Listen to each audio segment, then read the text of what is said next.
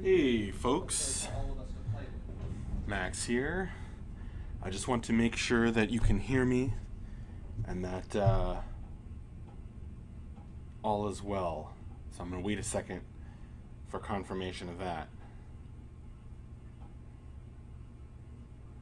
Hey.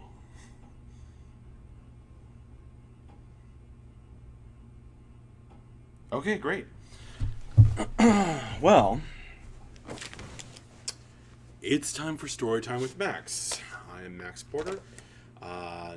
If you don't know me, I am the lore keeper, writer, editor, and board game designer here at City State Entertainment.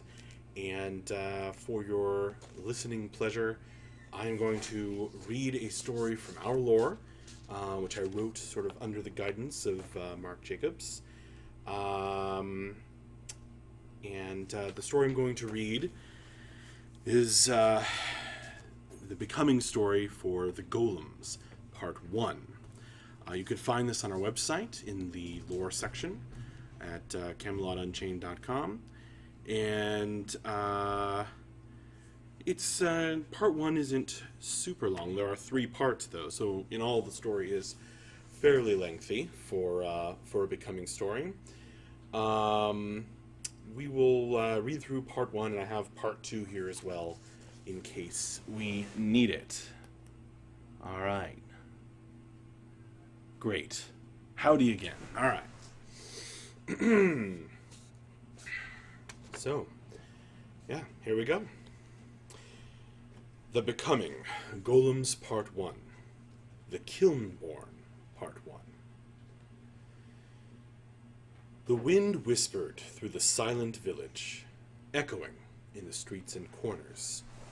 The buildings were clay and stone, brown and sun-baked. Here and there among the smooth cobblestones, dandelions poked their yellow faces up at the blue sky.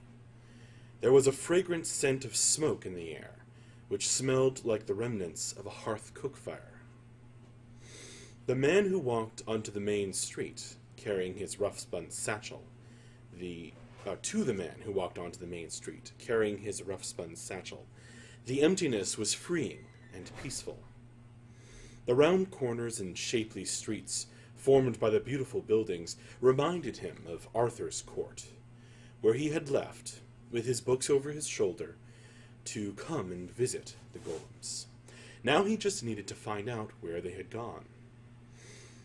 The whispering of the wind increased as he walked slowly through the village, peering around corners and into shaded alleys. He almost didn't hear the faint rumble as one of the buildings shifted.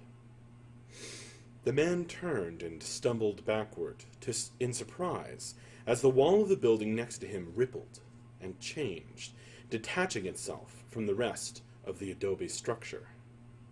The smell of ash engulfed him as a pair of burning eyes opened from within the melting, shifting clay. The eyes glowed like embers as the wall shaped itself into the form of a gigantic man, broad-featured and imposing. The little traveler stared up with his mouth open. The golem lifted his huge hand and stroked a clay chin with massive fingers, as his mouth split open across the tremendous face and spit out black smoke with a deep cracking noise like burning logs. The man from Arthur's court gulped and smiled weakly as he realized the golem was laughing. Are you the truth-tellers, the slaves reborn, the great golems of the earth?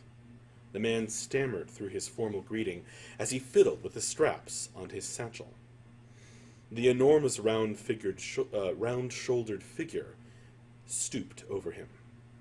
The voice that emanated from the golem's massive clay face was harsh and clinking, like a shovelful of hot coals poured over brick. "Don't forget Voiceless and Kilnborn," the great being rumbled. "I know of you, traveler. My sister holds the keys to the silent gate near where you live. You are the historian at Arthur's great court, and you have come here to write the story of the Kilnborn. You speak truth, O Golem, said the man, hastily opening a blank book and wetting his quill with ink. Will you tell me the tale? I will. I will tell you of our mother, the great Maharal, who gave us voice and freedom through her wisdom and bravery.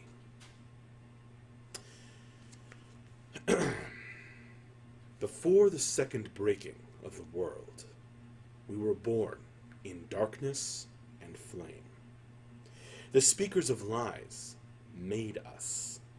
They were masters of illusion who wanted to build real things, monuments to their greatness that would last 1,000 years.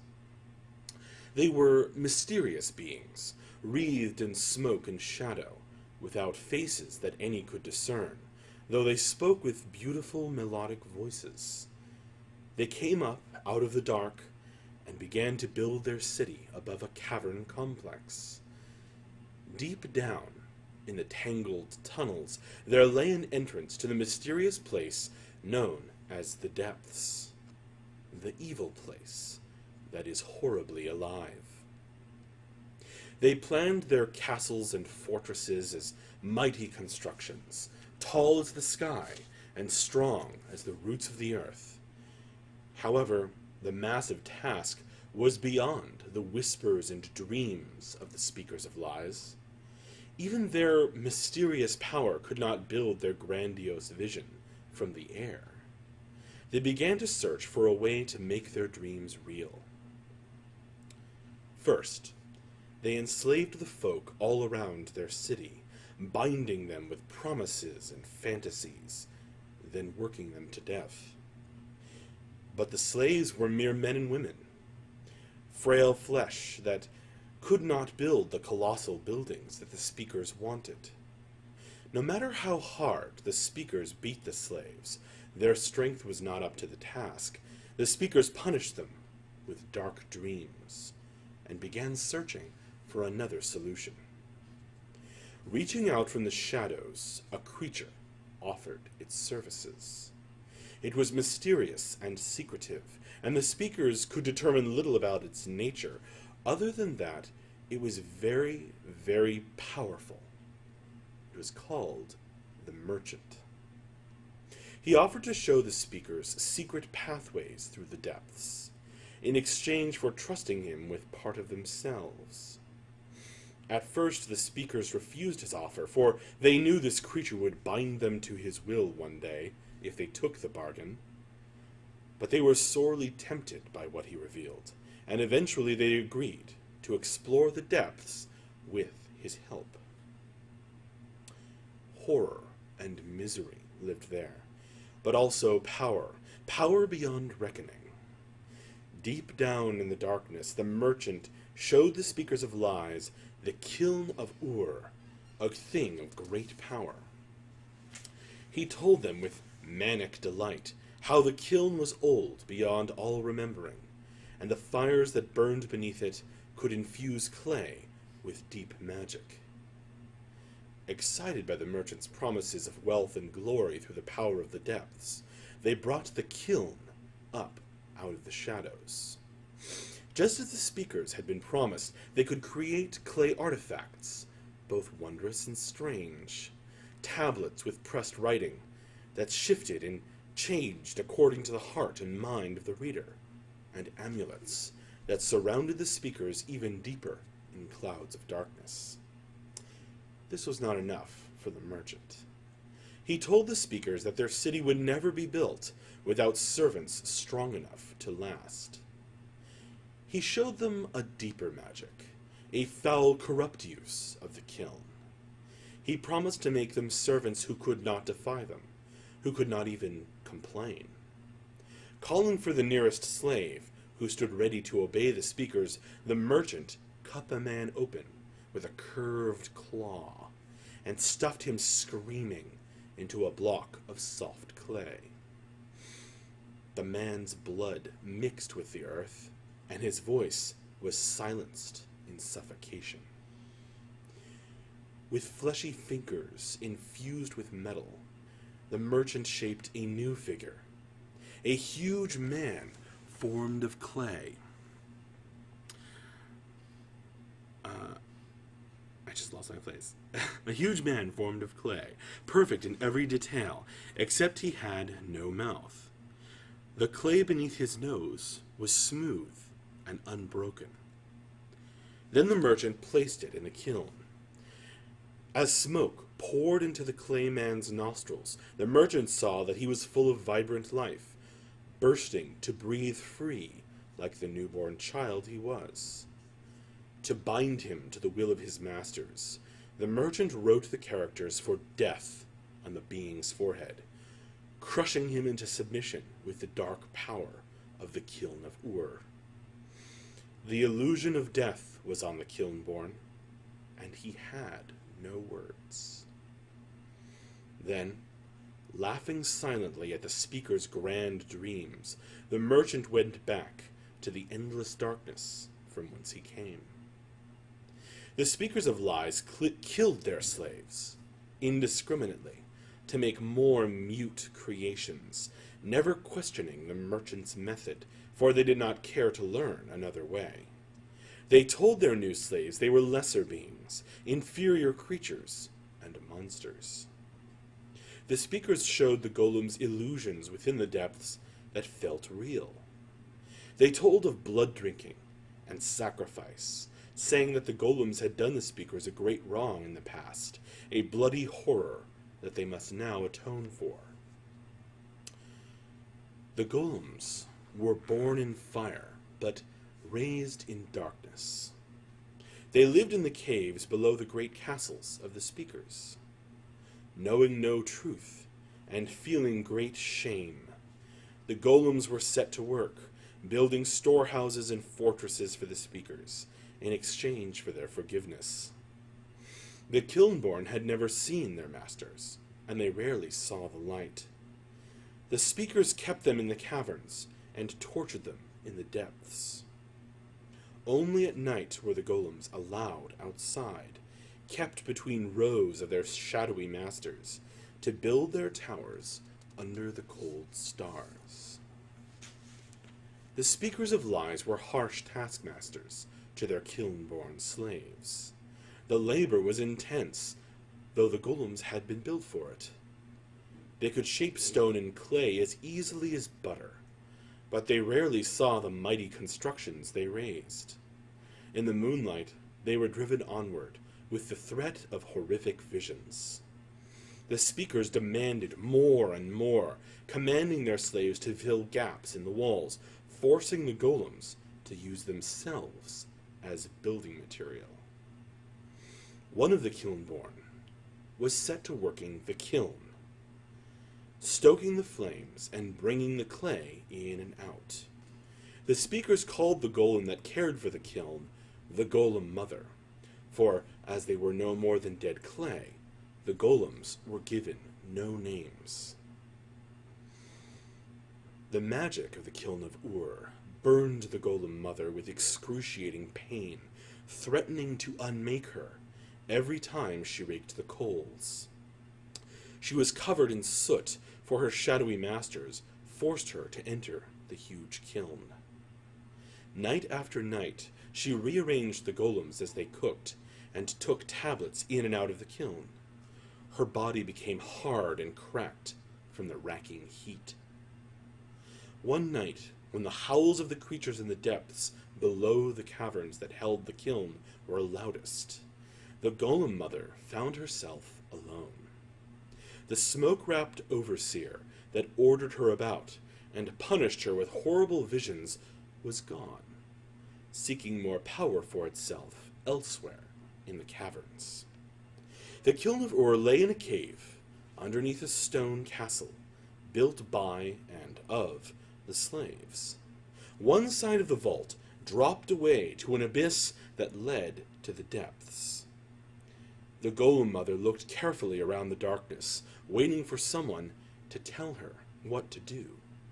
All was silent, but for the roar of flame underneath the kiln of Ur.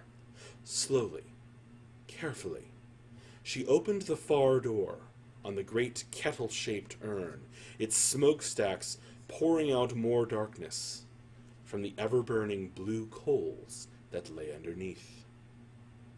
Once inside, she brushed away the ash that had settled on one of the golems, who lay still sleeping as the smoke of life flowed in through their nostrils. She walked carefully over to the other side of the kiln, where row upon row of huge clay tablets lay baking, each covered in magical script. She grabbed one in her blackened fingers and crept back out of the kiln. In the flickering shadows, the golem mother stared around the room once more and glanced at the abyss that led to the depths. She listened to the whispering cries of creatures down in the dark.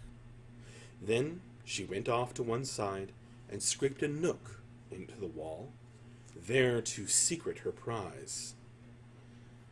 The half-cooked tablet hidden inside, she covered it up again and went back to her duties, tending the coals of the kiln of Ur. It was not long before the overseer returned, hovering near the kiln in his cloud of darkness. If he suspected anything, he kept silent, musing on the sights and sounds he had experienced deep within the depths. The overseer paid no attention whatever to the golem mother. The next night, the overseer was late again. The golem mother was racked with guilt and shame over her theft, and she waited as long as she could, but eventually she dug out the tablet and studied it.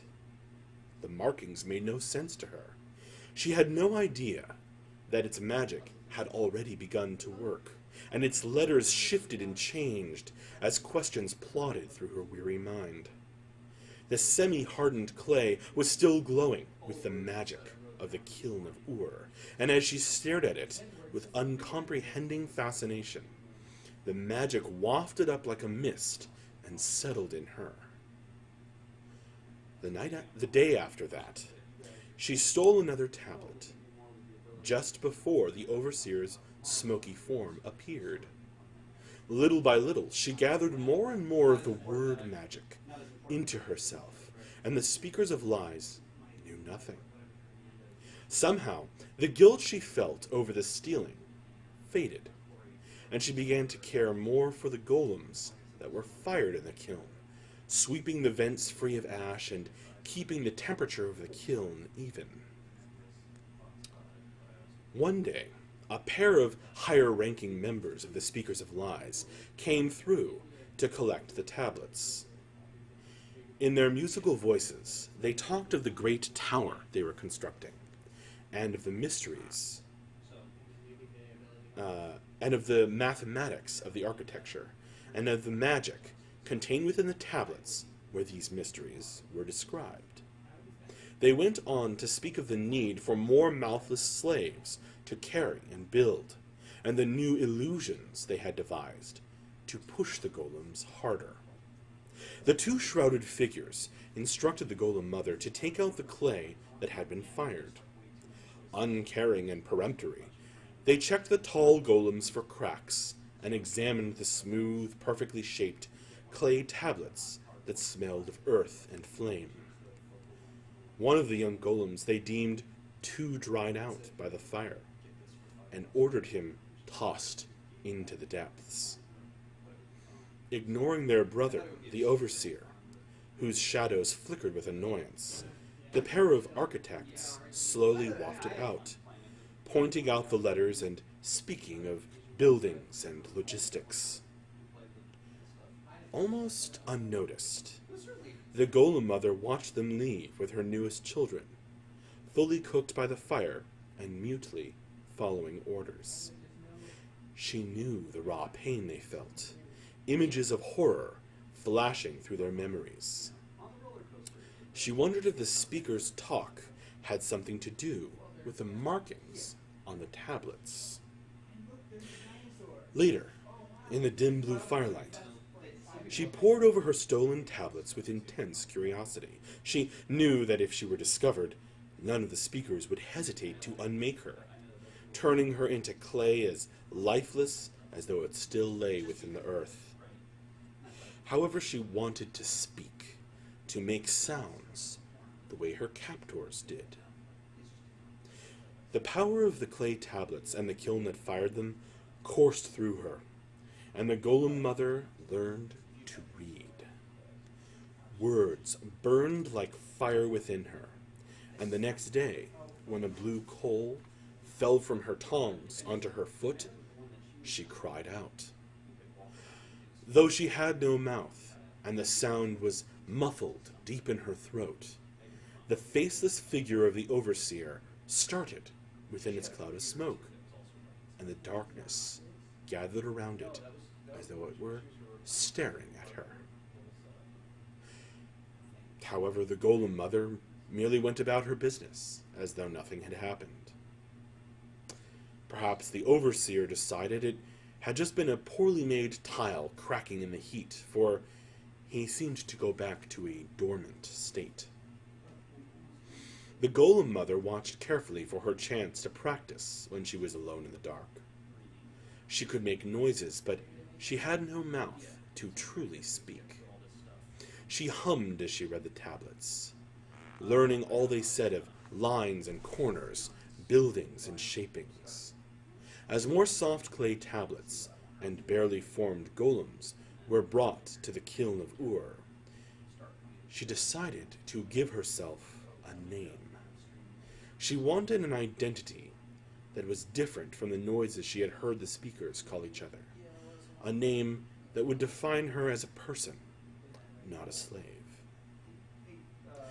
She chose the name Mahral. She used to hum it to herself, with only the shrieking of the horrors in the depths for answer. She repeated the noise over and over until it became a part of her. She was Maharal. The Maharal was the golem mother. And that is the end of part 1. As I predicted, we have a few minutes left over. So,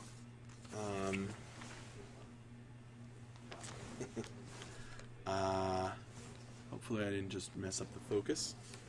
So I'll rock back and forth until hopefully it focuses again. Or I can try this trick. And I'll read the beginning of part 2, just the opening. We're almost to 6:30 here. All right. And you can read the entire Golem story on our website. It's all published on the lore page. All right, The Becoming, Golems, Part 2. The Kilnborn, Part 2. The nights passed in toil and heat. Every now and then, architects came by and berated the overseer of the kiln for the missing tablets.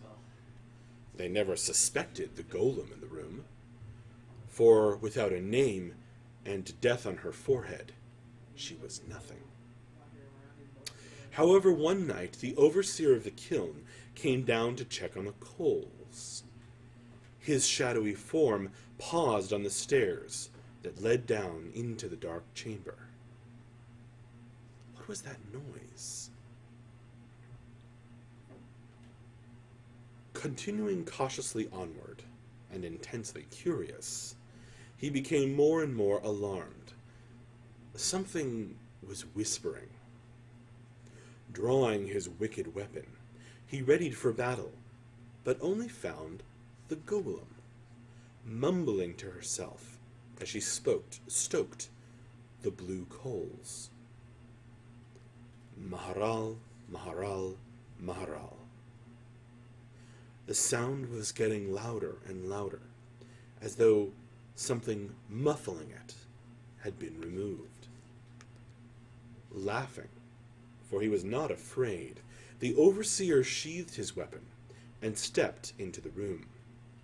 Shocked, the golem woman jumped to her feet, covering the mouth that had just split open in her face. The overseer only laughed some more at her embarrassment. "You fool! I could unmake you for this. Instead, I will allow you to live, and only teach you how the Kilnborn are meant to be. Cross the bridge and enter the depths." Trembling, Maharal approached the edge of the abyss. There was a bridge, but it was invisible, hidden by devious creatures that whispered and flitted through the dark. Holding herself, she did as instructed, looking down into the endless darkness. She became all fear and servile obedience, as the overseer laughed musically and clapped at her clumsiness. Movement, magic, and gloom. These are the things the depths is made of, a being whose desires are dark as the bottomless depths of a soul. Into this darkness, Maharal went, recovering her bravery as she passed through the gate. Behind her, the overseer shook with delight inside his cloud of obscuring mist. With the mysterious magic of the speakers of lies, he summoned a strange smoke. As Maharal watched, the smoke grew and grew, shedding a weird light all its own. The greenish light reflected back off glittering points from all directions. It illuminated a strange chamber that was lined with broken glass. The light splintered and refracted in 1,000 colors, but Maharal gasped in shock as she looked down. A bloody trail lay behind her where her great feet had trod, and yet she had felt nothing.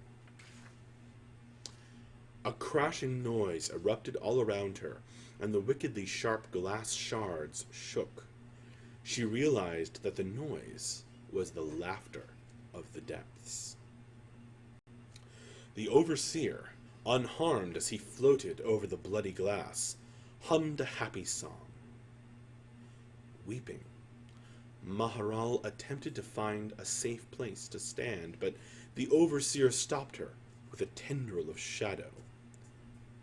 "Breathe this," he demanded, and held out a handful of ashes. Maharal choked, smelling the vile stuff that filled her nostrils as she watched her feet bleeding into the clear shards of glass. She began to see shapes in the greenish smoke the overseer had summoned. She saw figures and forms of horror, all mutilated faces of herself. Only these were older and younger versions of her, visions that had never existed and never could exist, for the speakers of lies built their slaves as fully grown beings. Yes, that's it. Hold that ash in your lungs now, Kilnborn. I am going to instruct you about yourself. First, know why your mouth was taken from you. The images shifted, becoming denser and darker, until a scene of bloody horror was revealed. She was no longer in the glass room with the overseer wafting the smoke at her face. She stood at a bloody battlefield on a frozen mountaintop, strewn with bodies. The untouched snow was startlingly white, a purity that made the crimson splash across it all the more vivid. Flesh, splashed with blood, lay about in chunks, twisted and torn apart. The air stank of raw meat and rot. There were massive bite marks, bubbling blood. The red droplets, freezing slowly, gleamed like polished jewels. A woman struggled for breath nearby. She was missing an arm and a leg, bloody stumps still trickling. It looked as though something enormous had chewed and torn her apart. Smoke curled at the edges of Maharal's sight. Crinkles and folds appeared in her vision. From a great distance she heard the voice of the overseer, growing harsher. The music in his voice was gone, as though the glass room had drained the color from him. And now you will learn why we must make the Kilnborn now, why you cannot be allowed to bear children. Staring at the great white and red expanse shimmering before her, Maharal blinked away tears. And in the middle of that vision of horror, from the speaker of lies, we're going to have to stop for this story time with Max. We'll pick it up again later, I'm sure. But thanks for listening, and I hope you enjoyed, although it is a disturbing part of the story. More to come later on. I'm going to check the chat. Tune in tomorrow. I'm going to be running a lunchtime throwdown before lunch with a couple of our interns, showing you a little bit of the Depths themed board game that I've been working on, in between times. We're just gonna have a little fun, and then also for a little fun after lunch, I'll be running Gauntlet of Death, as it is known, and not quite sure who with. We'll see, but should be fun. And anyway, thanks again, and I'll be signing off here. Bye-bye.